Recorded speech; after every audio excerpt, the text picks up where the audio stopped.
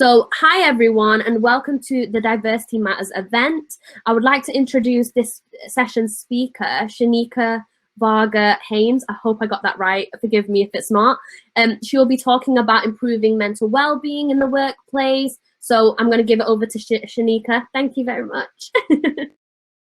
Okay, good evening, everyone. Thank you for joining tonight. So I'm going to be speaking to you about well-being. I'll be sharing my story and some tips that I've picked up along the way as well. So a little bit about me. I turned 30 this year. I was adopted from Sri Lanka as a baby at 10 days old. I was raised in Northamptonshire, where not a great deal happens. I didn't go to a very good secondary school.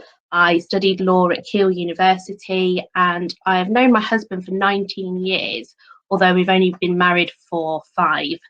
I'm a director of the Leeds Law Society, and I also founded a networking group with Chambers in Leeds last year. I'm a senior family solicitor at Stowe Family Law. I trained there, and I'm now 4 years PQE.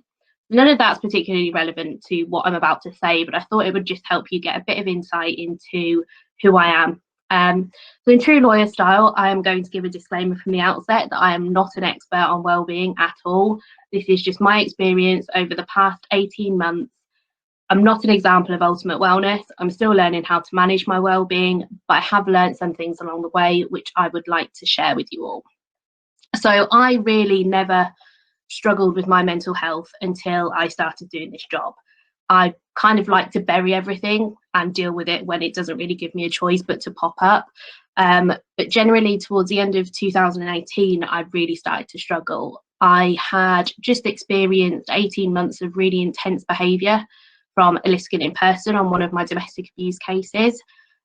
He would make personal threats against me and my client and her children. He reported me to the police for being a terrorist, which in this day and age, when you look like me, isn't really ideal. He would CC my senior partner into his emails, which isn't what you want as a junior lawyer. And he was known to send up to about 20 emails a day. Sometimes some of them were as long as 15 pages. And then the month after that case concluded, one of my favourite clients died by suicide.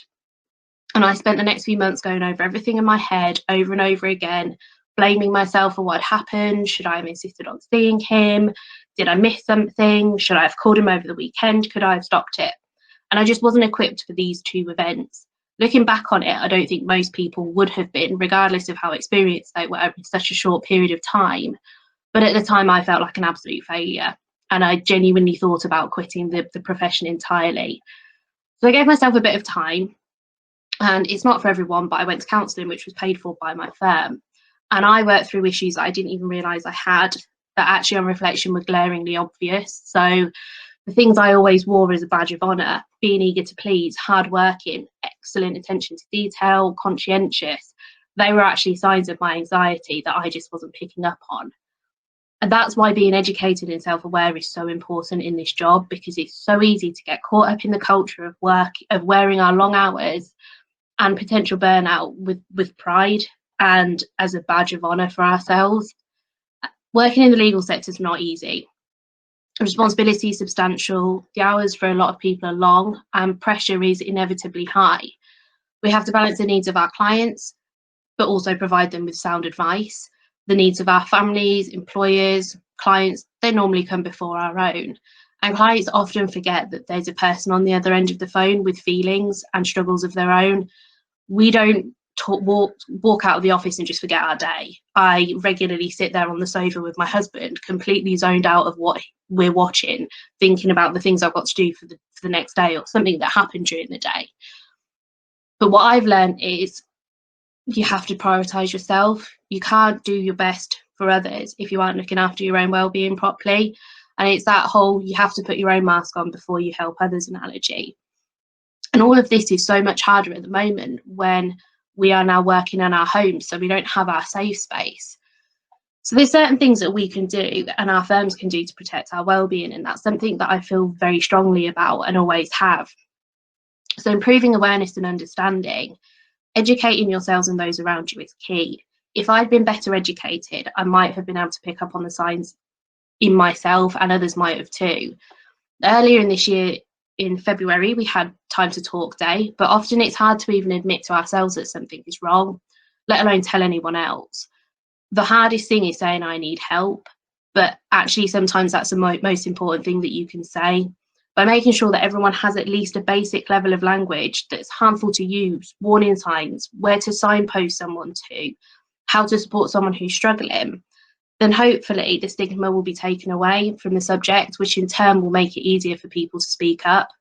And that's something we can all do, from being more vocal if we're having a difficult day and letting others know that they're not on their own, to encouraging the firms that we work at or that we're considering to apply to get more involved in initiatives and events run by charities that support mental well-being and that in the industry as well. Another thing is also making sure that where we work and the places that we want to work are taking a proactive rather than reactive approach, and that's something that we can do ourselves. So my firm really stepped up when I was struggling, but if we as an industry had measures in place to stop it getting to that point, my story could have been very different. The legal industry has a disproportionately high number of lawyers suffering from anxiety, depression, burnout, and suicidal thoughts. Students were taught how to protect their mental well-being during university. If we had regular check-ins that were compulsory, I suspect we would be in a much healthier industry. And there needs to be meaningful change, and it's not just obligatory once-a-month yoga classes, as lovely as they are. It's actually addressing the industry and the issues that we have within it.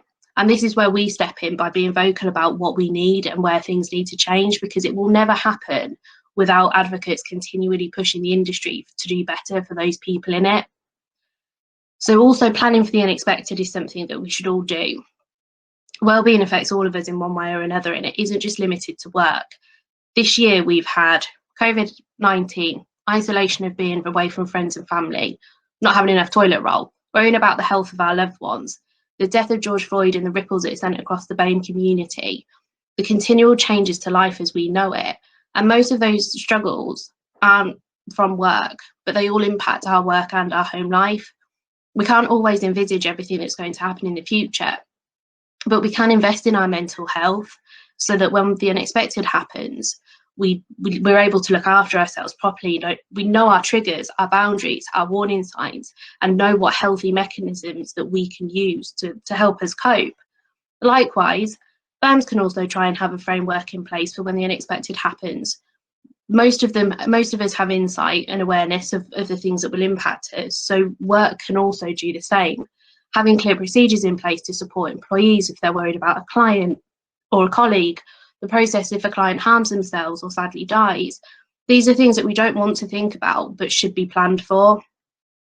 If we are able to have these procedures and this guidance in place, it makes difficult situations easier to navigate. Just knowing what you can do to break confidentiality if you need to, or what help is available to you and your colleagues, having that in one place is so important for general well-being that it's something that all firms should do, and it's something that my firm is currently looking at putting in place so that we have a guidebook which doesn't give us all the answers, because there aren't always going to be them, but it gives us a bit of a guidance on what we should and shouldn't be doing in these situations. Now, there's things that we can do to protect our own well-being, prioritising ourselves and our well-being. You cannot pour from an empty cup. You will never be able to do the best for your clients if you aren't looking after yourselves. And sometimes that means saying no, which leads on to my next point of setting boundaries early on, not just with clients, but with your colleagues. Know when to say no, and knowing your limits is so important, because you are much better at saying no to work than taking it on when it's too much. You won't do the best job. That will end up impacting your confidence further down the line, and it isn't good client care. Saying no and setting clear boundaries isn't easy, but it's something that will help in the long run. For example, I now have a constant out of office, which makes my working hours clear. And then that way clients know that if I contact them outside those hours, it's the exception, it's not the norm, and they shouldn't expect it all the time. The next important thing is respecting your own boundaries. You need to know when enough is enough for yourself. You've told your clients and your firm where your boundaries are, so you have to make sure you follow them. Wherever that's possible, that means logging on time, not early, logging off on time, trying not to have emails on personal phones and then checking them all evening, which I know we all do, and I'm guilty of doing it. But you have to give yourself a break, and you have to make sure that you're not just doing that during the weekends, but you're also doing it in the evenings as well. You will do your clients and yourself no favours if you are constantly on, and it's important to give yourself and your mind a rest. Be proactive with your well-being. Know your triggers. Know your healthy coping mechanisms. Establish good patterns early on and reduce the chance of a significant setback further. So if you try different techniques like breathing exercises, yoga, journaling, all of that stuff will help you, and it will all help you learn what works for you and what doesn't, because we are all different and it's not the same for everyone. Likewise, if you recognize what your warning signs are and what your triggers are, if you feel comfortable sharing them with a friend and a family, that will help, because they will also be looking out for you as well, because it's not always easy to recognize it when you're doing it yourself. Build a support network. Having people you can trust and rely on is key, whether that's a 5-minute rant, asking for their advice, or just someone to take your mind off something for 5 minutes. It's imperative in this job that you have people around you that build you up and support you. Try not to compare yourself to others. Not everyone's open about the fact they're struggling. My colleagues didn't have a clue what was going on in my head. Just because someone looks like they're okay doesn't mean they are. So just because someone looks like they're managing doesn't mean that they're not paddling furiously underneath. And don't be too hard on yourself. It's really, really easy to focus on the bad rather than the good. I'm guilty of letting one bad thing throw my whole day off. So I try to focus back on the whole day as a whole and not look at the one bad thing that happened and let that define the rest of my afternoon or morning, because sometimes it happens before 9 o'clock. And challenge your firms and your future employers. Ask them what their wellbeing policies are, how they approach certain situations, what their initiatives are. Make sure it's a place that you want to work. There is always a temptation to just get the TC and get through it, or get your dream job. But in such a difficult, pressured industry, it's important to make sure that where you work is the right fit for you and that your values align, particularly on something as important as your well-being, which is key to everything. And finally, give feedback. The Law Society, local law societies, and some firms regularly ask for feedback in this area. So make sure you do provide that. We can't do better if we don't know what needs to change. Well-being is so diverse, which means everyone has a unique perspective. So personal input from everyone is key. And finally, this is a collective responsibility for everyone. It's something we should all care about and want to change. Significant change comes from these tiny little steps that we can all make, but that matter equally. And I hope that me sharing this information with you is one of those tiny steps that helps either yourself and the legal industry become a healthier place to work. So thank you for joining me tonight. Thank you, Shanika. That was honestly amazing, and I definitely related to a lot of things that you said. It's so easy to disregard your own mental well-being. So and it's so important to take care of yourself and your own mental well-being. And like I said, it's so easy to disregard it, and I'm definitely very guilty of that. So just to move on to the questions, because we've actually received a good few. So there's a question for you about, so how do you manage your emotions in cases that are close to home? Sometimes I don't. That's the honest answer. It's not always easy to create that boundary, and I think it's really important to check in with yourself and remind yourself that this isn't your responsibility. It's your job, but it's ultimately the firm's work, not your own. Having a support network and someone that I can talk to, and having good friends that will tell me to stop panicking and rein me in when I'm going too far with worrying is really important. But I think ultimately this is not your responsibility. You can only do so much for your clients. You can only give them the advice, and that's what we're there for. We're not responsible for their decisions and ultimately half of the time the outcomes, because we can't guarantee what a judge or the other person will do. So it's really important to remember that it's not my responsibility and it's not my burden. Thank you for that. And then we've got another question. So how do you maintain boundaries and good working patterns, in COVID? So that's really difficult. One of the things that I've really tried to do is make sure I'm switching off on time. It's not practical half the time, and I have to admit I don't log off before 6 o'clock most evenings, but I don't check my emails once my computer's turned off. My phone is my work phone, that is turned off and on my desk and doesn't come anywhere near me.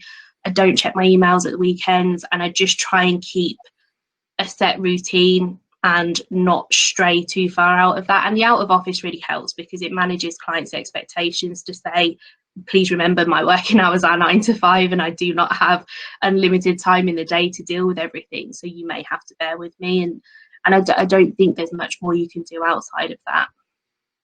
That's great. So another question you received is, what do you recommend doing if an in-house legal department does not have a wellbeing policy?